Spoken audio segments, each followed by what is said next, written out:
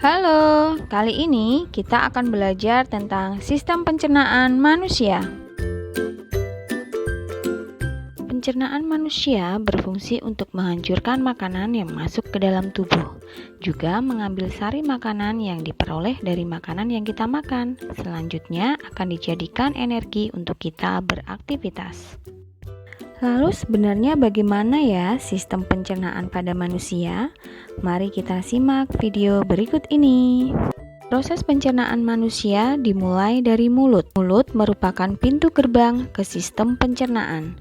Di sini makanan dipecah menjadi beberapa bagian dengan tujuan mempermudah proses pencernaan. Di dalam mulut juga terdapat kelenjar ludah. Ludah sangat berguna karena bisa lebih menghancurkan makanan sehingga lambung tidak perlu mencerna seluruh bongkahan makanan. Setelah dari mulut, makanan kita akan menuju kerongkongan. Kerongkongan adalah saluran berbentuk tabung sepanjang 20 cm yang menghubungkan rongga mulut dengan lambung. Di dalam kerongkongan terjadi gerak peristaltik, yaitu gerakan meremas yang dilakukan oleh kerongkongan untuk mendorong makanan masuk ke dalam lambung. Kemudian setelah dari kerongkongan, makanan akan masuk ke dalam lambung. Lambung adalah bagian dari organ pencernaan yang paling elastis dan berbentuk seperti kantong. Dia terletak di dalam rongga perut sebelah kiri atas. Di dalam lambung, makanan mengalami pencernaan mekanis dan kimiawi. Pencernaan mekanis dilakukan oleh dinding atau otot lambung yang meremas dan mengaduk makanan. Pencernaan kimiawi dilakukan oleh getah lambung yang mengandung enzim pepsin, renin, dan asam klorida. Enzim pepsin berfungsi untuk memecah protein menjadi pepton. Kemudian enzim renin berfungsi untuk mengendapkan protein susu menjadi kasein. Dan asam klorida atau HCl berfungsi untuk mengasamkan makanan dan membunuh kuman yang masuk bersama makanan. Setelah dari lambung, makanan akan pergi ke usus halus.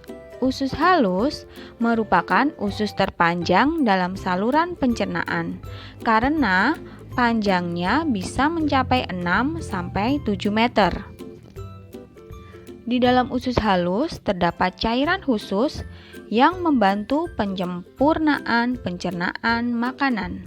Usus halus terdiri dari 3 bagian, yaitu usus 12 jari, usus kosong, dan usus penyerapan. Usus 12 jari atau duodenum panjangnya sekitar 25 cm. Usus ini mencerna makanan dengan bantuan getah pankreas dan getah empedu. Getah pankreas dihasilkan oleh kelenjar pankreas, mengandung enzim amilase yang berfungsi mengubah zat tepung atau amilum menjadi zat gula atau glukosa. Enzim tripsin berfungsi mengubah pepton menjadi asam amino. Dan enzim lipase mengubah lemak menjadi asam lemak dan gliserol. Getah empedu dihasilkan oleh hati dan disimpan dalam kantong empedu, berfungsi untuk menghancurkan lemak. Selanjutnya ada usus kosong atau jejunum, terletak di antara usus 12 jari dan usus penyerapan. Panjangnya sekitar 2,5 meter.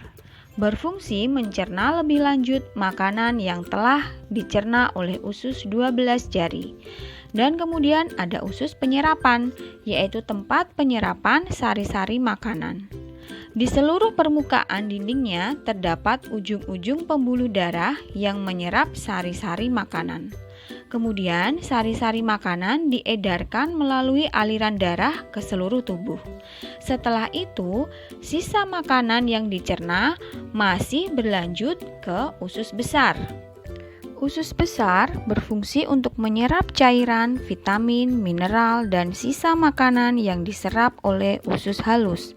Pada usus besar terdapat bakteri Escherichia coli yang berfungsi membantu proses pembusukan sisa makanan.